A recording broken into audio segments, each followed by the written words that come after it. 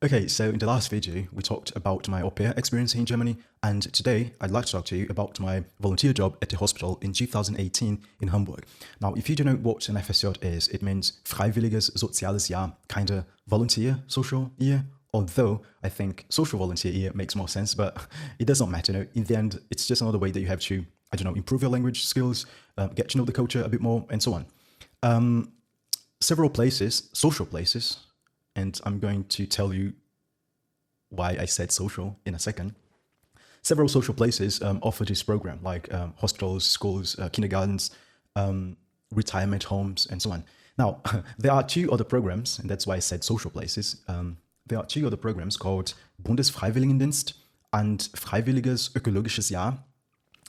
They are kind of similar, but they are not the same, and you can look them up if you want to. Now, some people decide to do this one here because it has no age limit, and this one here has, and if I'm not mistaken, this one here has age limits as well. So if that's something that applies to you, then look into this one here because even if you are like, I don't know, 30, 35, I don't know, you can do it, all right?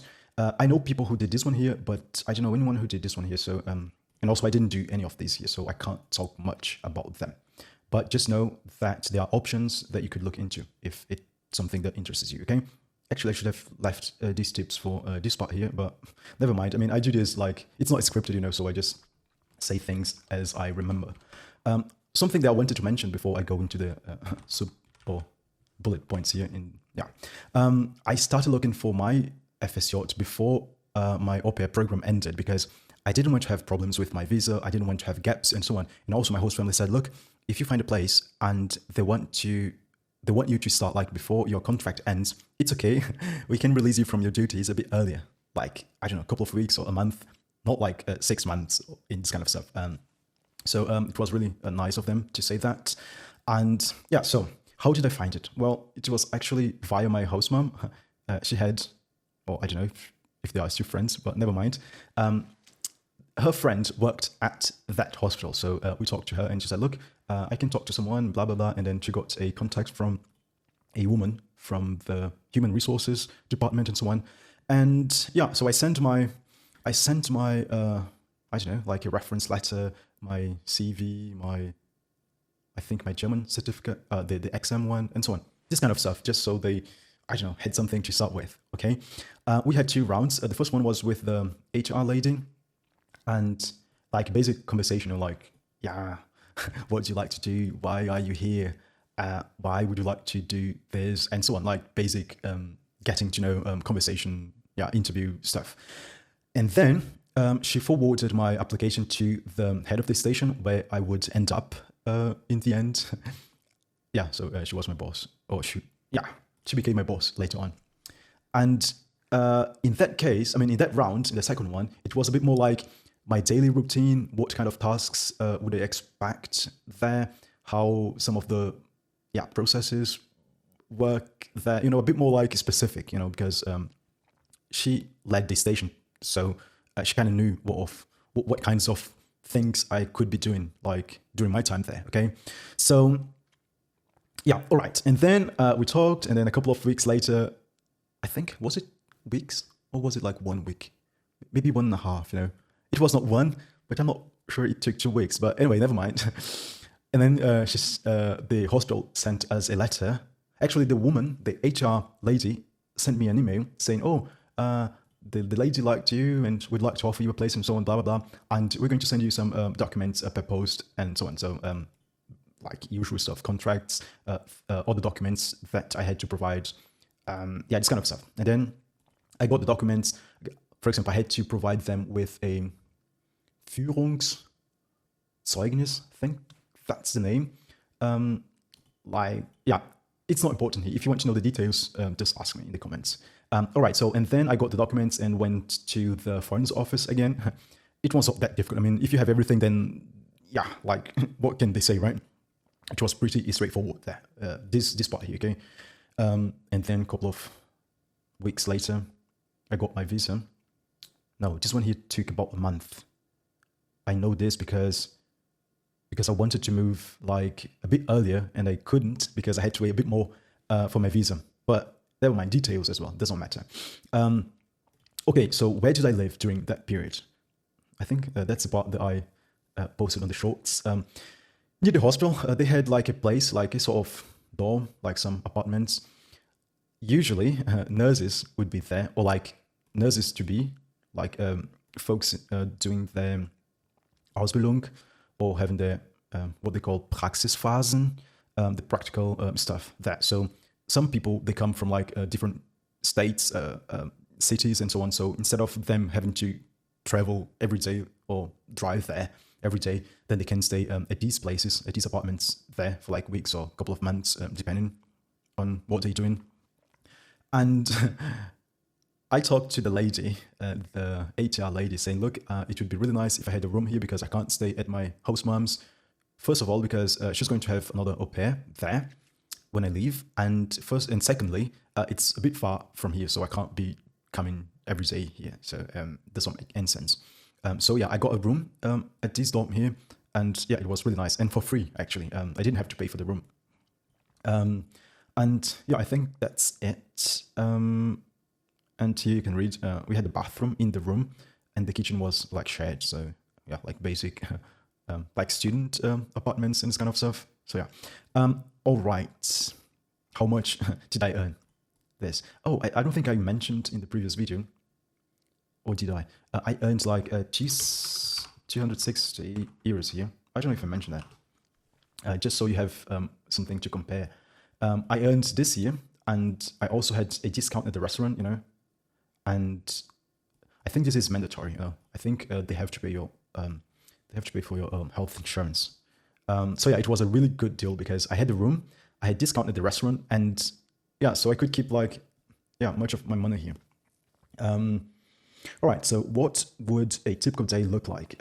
We had two shifts. Like sometimes I would start like really early in the morning, and sometimes I would start like in the second shift, like I think it was at 2 p.m. or 3, something like this, you know, and then I would stay like up until the evening, like night, yeah, depending.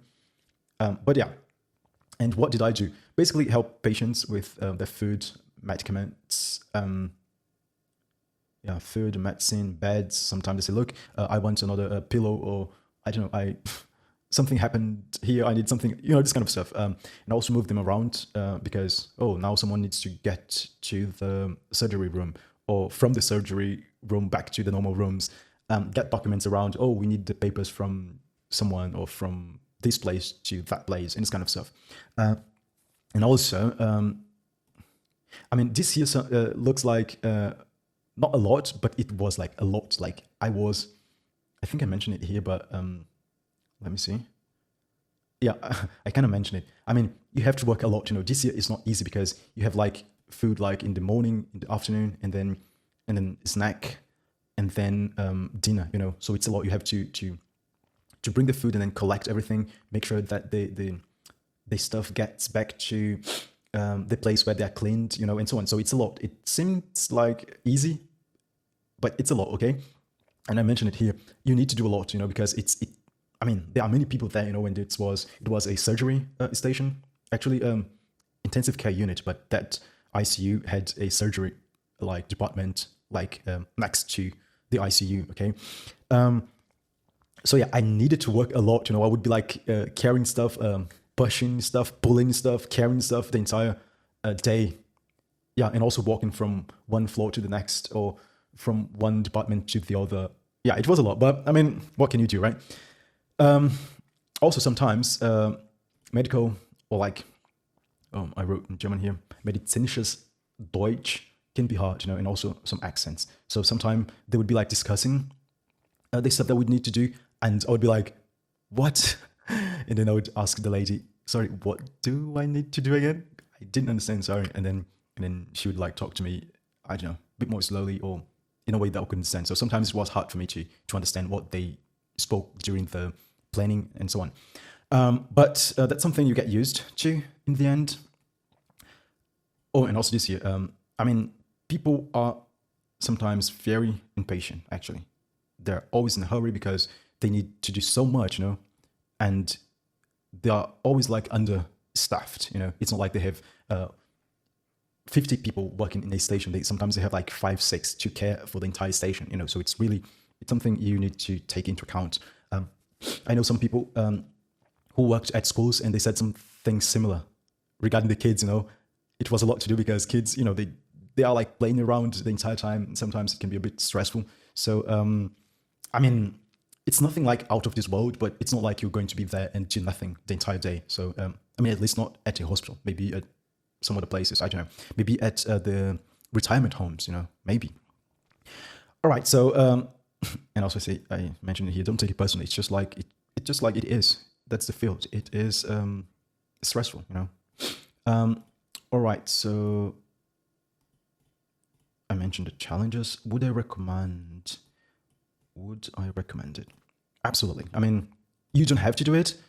If you can come and get to the university like straight away, then by all means do that. In my case, I couldn't.